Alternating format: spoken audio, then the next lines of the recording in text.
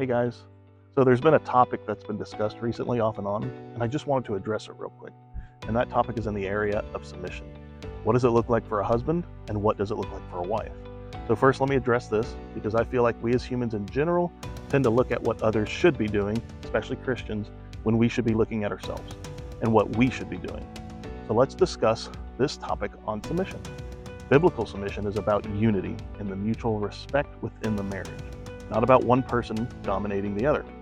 Yes, we go to Ephesians 5, where it says a wife must submit to her husband, and husbands are to love their wives as Christ loved the church.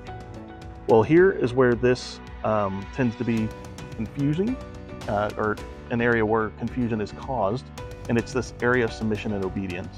Also, is that Christ's church is his body, his physical body. So that means husbands are to love their wives the way Christ loved his own body, in sacrifice, in death, and love. So how many of us can honestly say that we've loved our wives the same way Jesus loved us, by sacrificing ourselves, even to the point of death? So to put this into perspective, a wife's submission is the reflection of a church submission to Christ, and the husband's love for his wife is a reflection of Christ's love for the church. Both husbands and wives are called to sacrifice and serve each other, not control or dominate.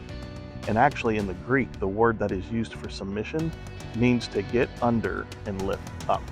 It does not mean obedience. Basically, a submissive wife is one that supports, encourages, and loves her husband, not obedient, not doing what he says, but rather encourages.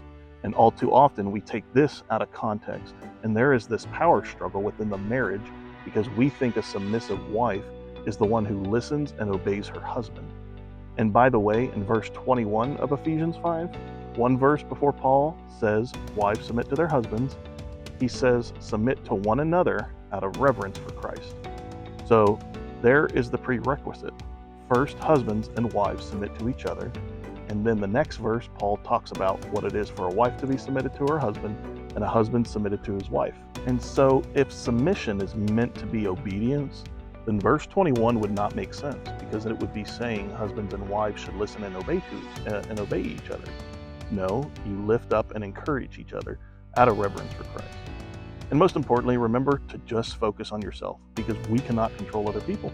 We can only control ourselves.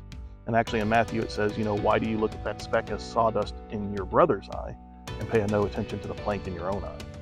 So just kind of remember that, And if you don't like what you see in your home, view it the way that a corporation would view it, right? Usually what you see below the business starts at the top with the leadership. And since you're the leader of your home, that means it starts with you first. So if you don't like what you see, look at yourself. Be blessed.